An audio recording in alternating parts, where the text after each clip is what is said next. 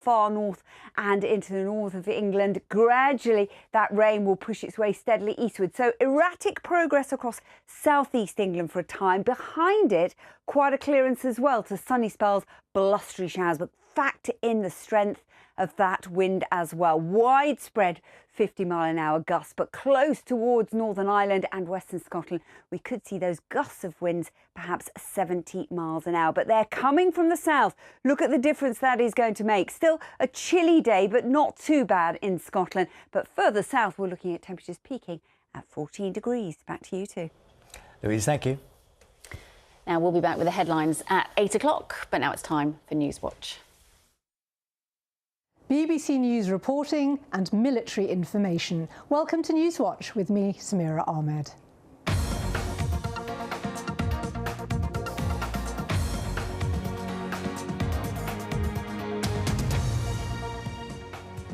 Coming up, was BBC News irresponsible in reporting the use of UK-supplied missiles in Ukraine?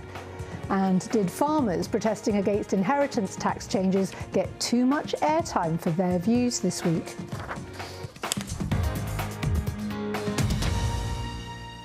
Among the thousands protesting in London on Tuesday against those changes to inheritance tax for farmers was the television presenter Jeremy Clarkson, who said the proposals were the end for farmers. He had this encounter with Victoria Derbyshire. So it's not about you, it's not about your farm and the fact that you bought a farm to avoid inheritance tax? Classic BBC there, classic. Oh yeah, it's not the fact that I bought a farm to avoid inheritance tax. The fact. You told the Sunday Times in 2021 that's why you bought it. These people. Sorry? BBC. Roger Holmes thought Clarkson was so right to criticise Victoria Derbyshire on BBC News. But he was in a minority among Newswatch viewers. Here's Sue Bredner. Well done to Victoria Derbyshire for keeping her cool. It was great to see Clarkson spluttering to answer her. He does real farmers no favours. James Waring echoed that. Victoria did a superb job of exposing Clarkson for the self-interested buffoon that he is. More of this challenge to idiots spouting nonsense on the TV, please. More widely, though, Newswatch viewers told us they thought coverage of the farmers' case against the government's plans had been too extensive and too favourable. The subject occupied the first 15 minutes of Tuesday's News at 6, including a report from Chris Mason. Harvesting an argument, big and small. The essence of this, say the farmers in Westminster today, the next generation and this. We've got to change this so that we can pass it down to our daughter and our son so that they can farm or have the opportunity to farm if they want to in the future. Robin Petherbridge emailed us with his thoughts. Your coverage is very one-sided. You seem to be giving almost all of your airtime and column inches to the farmers' views and almost nothing to any counter-argument supporting and explaining the justification for the tax.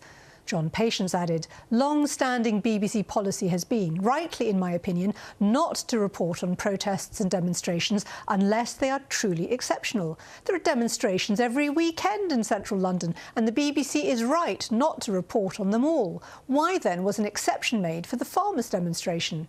In general, the BBC's reporting on the inheritance tax changes has been poor. Frankly, the farmers' arguments have been taken uncritically. We wanted to interview someone from BBC News about this, but no one was available. Instead, they sent us this statement. BBC News has covered many aspects of the recent budget, including the rise in a national insurance for businesses, council funding and the rise in the minimum wage, as well as the issue of inheritance tax on farmers. We have reflected the views of farmers, wider rural communities, politicians and asked our audiences for their views on the changes, as well as providing independent analysis of both the farmers' and government's claims. On Wednesday, it was widely reported that Ukraine had fired UK-supplied Storm Shadow missiles at targets inside Russia for the first time. This was seen as a major development in a conflict which has now been going on for more than 1,000 days. But the use of those missiles was not confirmed by the Defence Secretary, John Healey, nor by the governments in Ukraine or the United States. Here's Nick Eardley from BBC Verify on that evening's News at 6. We can show you here the first footage we can find claiming to show the strikes. In that video, you can hear what sounds like missiles in the background, although we can't see them, so we can't be sure what they are. But we've geolocated that video to Kursk in the west of Russia. Kursk, remember, is where many Ukrainian troops have been fighting Russia on its own soil. This picture has also appeared on the messaging app Telegram, claiming to be fragments of a Storm Shadow missile, also in Kursk.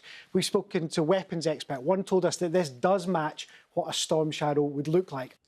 Well, amongst the viewers who contacted us on this issue was Francis Topping, and we can hear from him now. Thank you for coming on Newswatch, Francis. Tell us, what was your concern?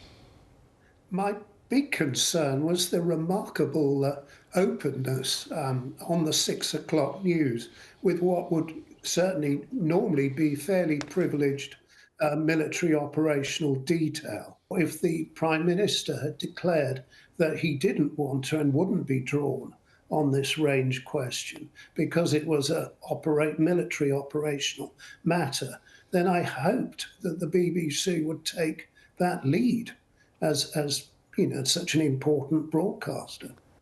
Well, the BBC would say it was widely reported on other UK news media that these missiles were being deployed, and surely the BBC couldn't be the only news outlet to ignore that.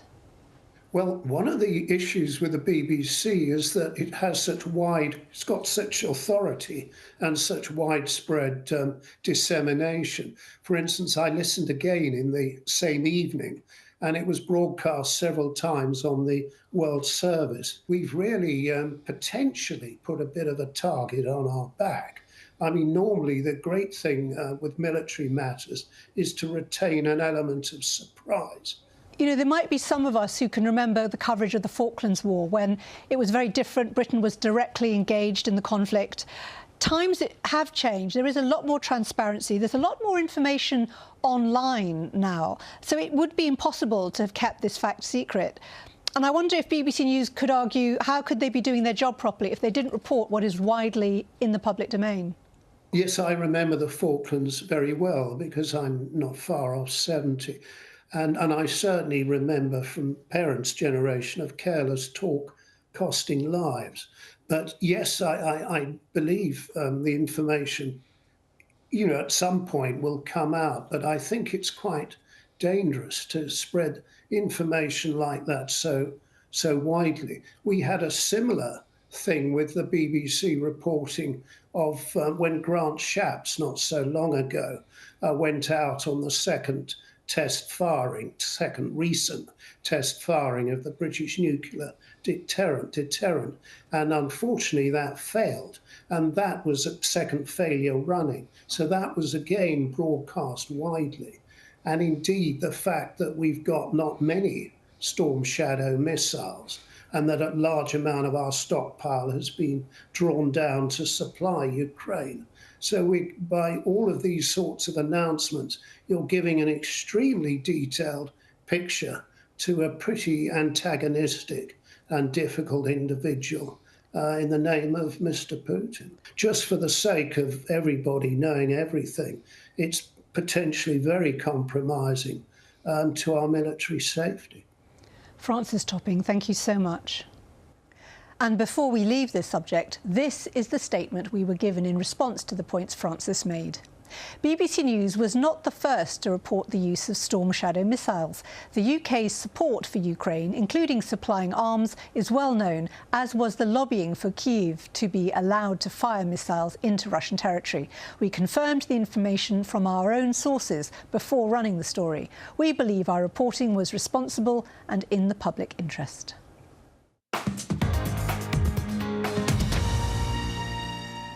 One Direction star Liam Payne died in Argentina last month, and he was buried on Wednesday. Music correspondent Mark Savage was outside the church where the service took place. This funeral is being held just outside London, near a town where he lived. The family have asked us to keep the location private.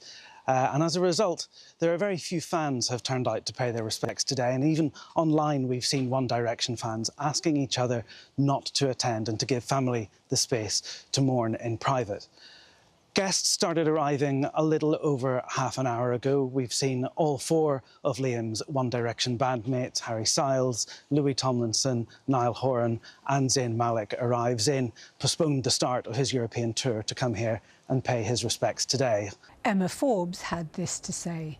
I have just watched your correspondent outside the church reporting on the arrival of guests at Liam Payne's funeral. He clearly stated that the location, at the request of the family, was to remain a secret, yet then cuts to an image of former bandmates arriving in front of the church sign with the name of the church on it.